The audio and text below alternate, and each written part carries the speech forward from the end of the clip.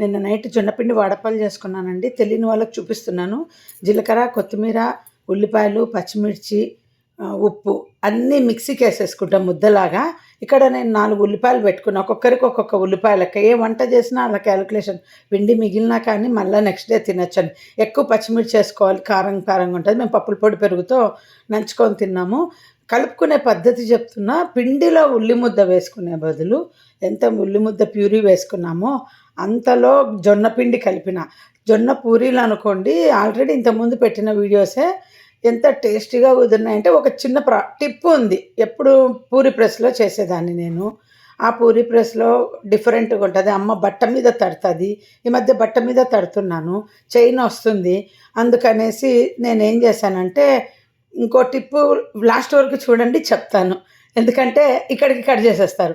ఇలా గ్రేవీ అంతా వేసేసుకొని జొన్నపిండి తడిసే వరకు నానబెట్టిన శనగపప్పు, నానబెట్టకున్నా పర్వాలేదు, బట్ కాసేపు నానబెట్టుకుంటే బాగుంటుంది.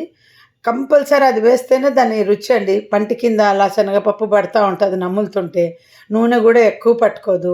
ఇంక ఇది సరిపడా ముద్ద ఇట్లా కలిపేసుకున్నాను. ఇంక నేను స్టూల్ వేసుకొని పొయ్యి దగ్గర కూర్చొని, ఎందుకంటే ఇవి మా ఆయనకు రోస్ట్గా కావాలి. ఆయనకు రోస్ట్ కావాలంటే కొంచెం సిమ్లో కాల్చాలి, పిల్లలకు మెత్తగా కావాలి. నాకైతే రోస్టే ఇష్టము, బట్ ఇప్పుడు పండ్ల ప్రాబ్లం వల్ల నేను కూడా రోస్ట్గా తినడం తగ్గించాను. సో ఇలా కూర్చొని బట్ట మీద బట్ట వేసుకొని ఇలా నొక్కుతూ చేస్తానండి. చేతికి అతుక్కుంటుంది కదా, అందుకు. అంటే మధ్యలో రోటీ పెట్టి పూరి ప్రెస్లో లాగా చేత్తో ప్రెస్ చేశాను. ఇంకా అది కూడా నాకు కొంచెము కష్టమైంది. ఎందుకంటే చెయ్యికి బలం పెట్టాల్సిందే కదా, అట్లని జోరు తడుపుకుంటే నూనె పట్టుకుంటుంది. అక్కడ కనిపిస్తుంది కదా, చేత్తో నీట్గా తీసేసేమైనా అలా ఉండాలి ముద్ద. సో పాపని అడిగి పూరీ కర్రతో నేను మళ్ళా చేశానండి. ఇది మా చిన్నది తీసింది వీడియో. మళ్ళీ మా ఆయన తీశాడు పూరీ కర్రతో చేసేది. మళ్ళీ పిలుస్తాను ఇంకా, లేకుంటే రోజు నేనే వీడియో చేస్తాను. ఇలా పూరీ కర్రతో చేశానండి. ఏమీ చెయ్యి నొప్పి పుట్టలేదు. ట్రై చేయండి జొన్నపిండి వడపలు.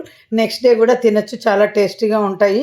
పప్పుల పొడి పెరుగుతో నంచుకోవచ్చు. మా అమ్మ అయితే బీరకాయ కర్రీ చేస్తుంది, చాలా బాగుంటుంది. ఓపికంటే బీరకాయ కర్రీ చేసుకోండి. దీనికి దానికి డబుల్ పని అయిపోతుంది.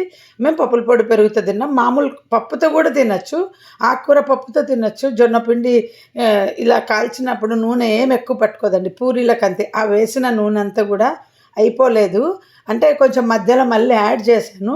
యాడ్ చేసినది మిగిలిపోయింది అనమాట. ఈ చిన్నది సోయా సాస్ సీసా పెట్టుకుంటాను కదా నేను, దాంతో వేసాను అనమాట.